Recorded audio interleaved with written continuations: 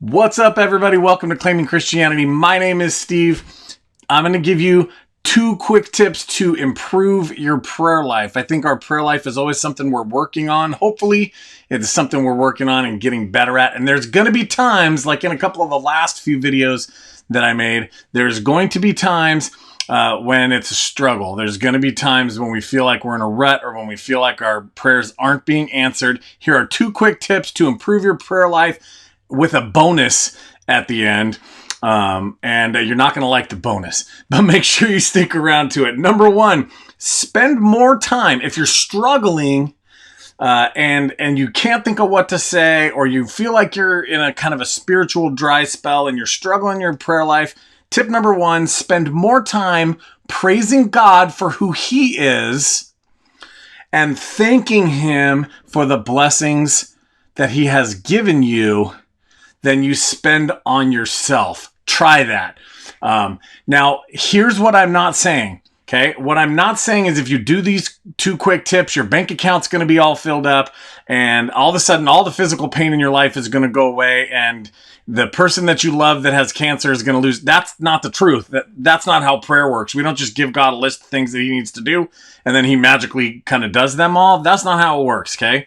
But when we're struggling, when we feel like our prayers aren't being answered, maybe we're focused a little bit too much on ourselves during our prayers than we are on the glory of God. So take some time, take a few days, a few weeks, and then just incorporate this into the rest of your life to spend more time giving God the praise He is due. Come before Him, come before the throne and adore God the Father for what He has done, for who He is, for His perfection, realizing that He is perfect. And then spend some time getting stuck on the thanks, saying thank you for all of the amazing blessings that He really has given us. And I understand that some of us in some of the places around the world that are watching this, quite frankly, it might be a little more of a struggle to find blessings.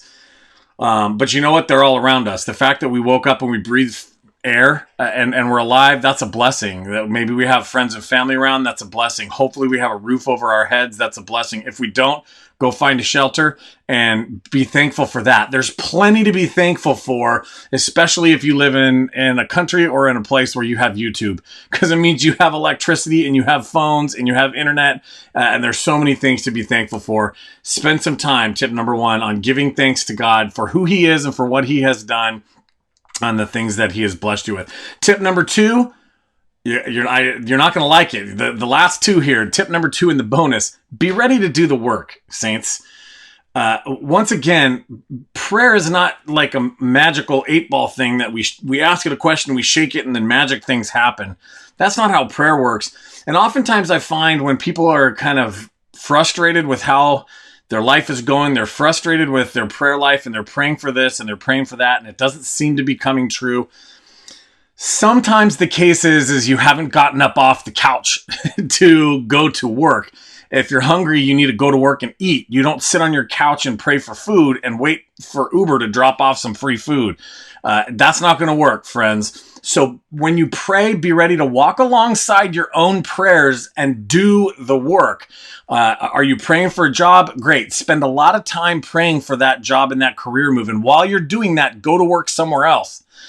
Go to work at In-N-Out or at Chick-fil-A, and make some burgers while you're looking for that managerial job that maybe you deserve. Maybe that's but you need to be making money in the meantime, right? Some of the exceptions, and they're not exceptions, but if we're praying for our family member to to get healed, or ourselves for that matter, to get healed, and we're afraid of dying or whatever, do yourself a favor. Be ready to do the work. You can pray. It's okay to ask God for things. It's okay to say, "Hey, I'm afraid.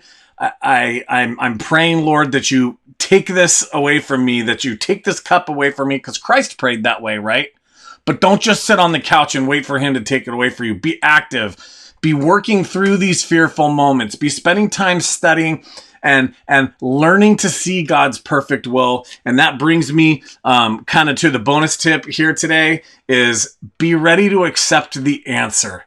I think a lot of times, and part of this came to my mind today as I'm talking to my kids as I as I raise them and try to discipline them, I don't give them the answer they want all the time. And that's really, really frustrating. And so the bonus tip today is brought to you by my 3 children. Be ready to accept the answer that you're given by God. And let me help you with accepting that answer. Even if you don't feel this fully in your heart, or it's not something you've really come to the conclusion of yet, you need to trust. If you're a Christian and you've placed your faith and trust in God and in Jesus and his work on the cross, first of all, you need to trust that his plan is the best plan. You might not understand it. We might not like it. It might be physically painful. It might be emotionally distressing, but his plan is the best plan. So we need to trust that and then not be praying away all these opportunities to learn and to grow and be strengthened in our faith. What do you mean by that? Well, oftentimes, as we're told in scripture and as we see in our lives, a whole lot of growth comes following a whole lot of trial. A whole lot of trial and a whole lot of tribulation in our life, something we have to work through.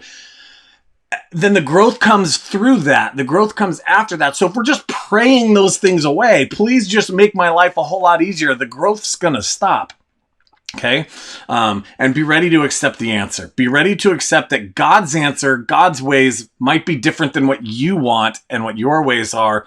And that's another thing that I often find when people are praying, well, God's just not answering me. That's not the case. He's just not giving you the answer you want, so you're choosing to ignore the answer. Don't do that. It's going to cause you stress and it's going to cause you trouble in your prayer life. Those are my 2.5 tips, right? 2 tips and a bonus that I hope you can take to the bank, stick in your pocket for those dry spells, for those times of difficulty, to help boost and improve your prayer life. Go back, write them down, watch them often. I hope these things have been helpful. Thank you guys for tuning in today. Have a fantastic week.